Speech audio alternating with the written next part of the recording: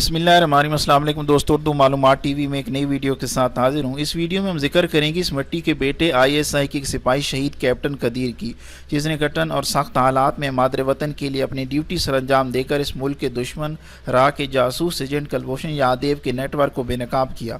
Captain قدیر اصل میں کون تھا، یہ جاننے کے لیے ویڈیو آخر تک دیکھیں۔ ویڈیو شروع کرنے سے پہلے آپ سے گزارش ہے کہ ہم ہمارا چینل سبسکرائب کر لیں اور سبسکرائب کے بٹن کے ساتھ گھنٹی کے نشان پر کلک کریں تاکہ آپ کو ہماری نئی آنے والی ویڈیو کے متعلق نوٹیفیکیشن ملتا رہے۔ دوستو، کچھ دن پہلے آپ نے سوشل میڈیا پر ایک روڈ ایکسیڈنٹ میں شہید ہونے والے پاک فوج کی کیپٹن کی خبر سنی ہوگی۔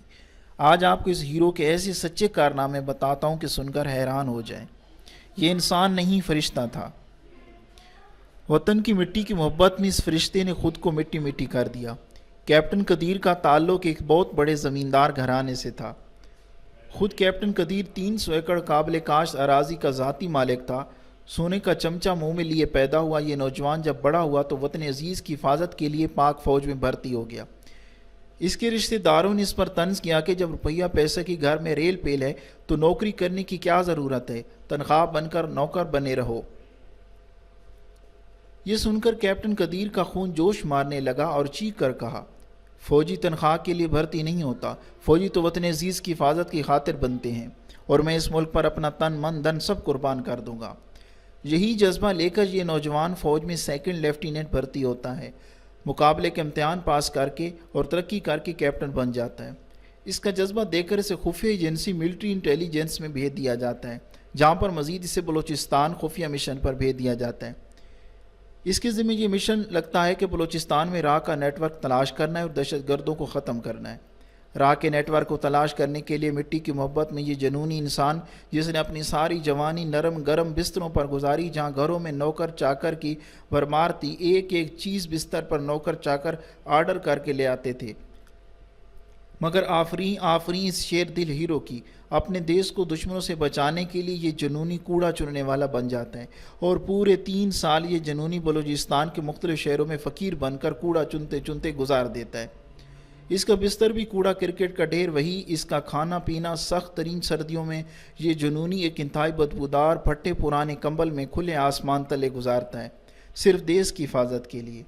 آخر اس کی محنت رنگ لاتی اور یہ راہ کے بہت بڑے نیٹ ورک کلبھوشن تک پہنچنے میں کامیاب ہو جاتا ہے۔ جی ہاں دوستو، کلبھوشن جیسے مشہور معروف دہشت گرد کو پکڑنے کے پیچھے اس جنونی مارخور کی 3 سال کی محنت ہوتی ہے۔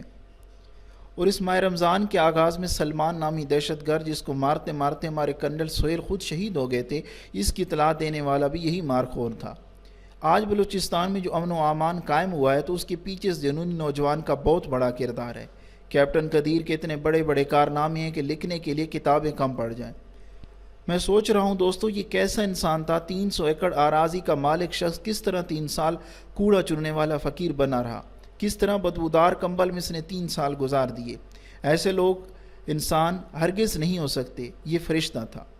ہم جیسے نام نہاد حب الوطنی کے دعوے دار ایک رات بھی کوڑا کرکٹ کے ڈھیر پر نہیں گزار سکتے، مگر اس شخص نے ہم پاکستانیوں کو سکھ امن دینے کی خاطر اپنے گھر کے نرم گرم بستروں کو لات مار دی۔ اور کچھ نام نہاد فیس بک کی دانشور سارا دن فوجیوں کو تنخواہ دار چوکیدار ہونے کے تانے دیتے ہیں۔ میرے فوج کو تانے دینے والوں، یہ امیر کبیر شخص تھا، دولت اس کے گھر کی لونڈی تھی، مگر جو پاکستان کی خاطر فوجی بنا، اور فوجی تنخواہ کے لیے نہیں بنتے، فوجی تو مجاہد ہوتے ہیں جو وطن عزیز کی خاطر بنتے ہیں۔ شہید کیپٹن قدیر میرے ہیرو، میرے پاس تیری تعریف کے لیے الفاظ نہیں ہیں، تو عظیم ہے۔ ہاں اتنا کہتا ہوں، شہید کیپٹن قدیر جیسے مجاہدوں کی مٹی سے اٹے بوٹ چومنا، آنکھوں سے لگانا میرے لیے بہت بڑی سعادت کا درجہ رکھتا ہے۔ میرے پیر و مرشد میری فوج ہے، میرے شہید ہیں۔ کیپٹن قدیر شہید، آپ کے کارنامے تاریخ میں سنہری الفاظ میں لکھے جائیں گے، خاص طور پر کلبھوشن کو پکڑنے کے لیے جس طرح تو نے 3 سال کوڑا کرکٹ کے ڈھیر پر گزار دیے۔ اے پاک فوج کے شہیدوں، ہم پاکستانی تمہارے احسان مند ہیں، ہم یاد رکھیں گے، مت سمجھو ہم نے بھلا دیا۔ شہید تم سے یہ کہہ رہے ہیں، لہو ہمارا بھلا نہ دینا۔ مٹی سے اٹے پاؤں، میلے کچیلے پھٹے کپڑوں میں بھی اس کی آنکھوں میں ایک چمک ہے، چیتے جیسی چمک، شہزادہ لگ رہا ہے۔ وطن کی مٹی گواہ رہنا، وطن عزیز کی خاطر ہم نے کیسے کیسے خوبصورت شہزادے قربان کیے۔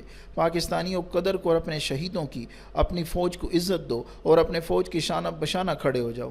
اگر فوج کی شانہ بشانہ کھڑے نہ ہوئے تو یاد رکھنا داستان تک نہ ہوگی تمہاری داستانوں میں۔ پاک فوج زندہ باد، پاکستان ہمیشہ زندہ باد۔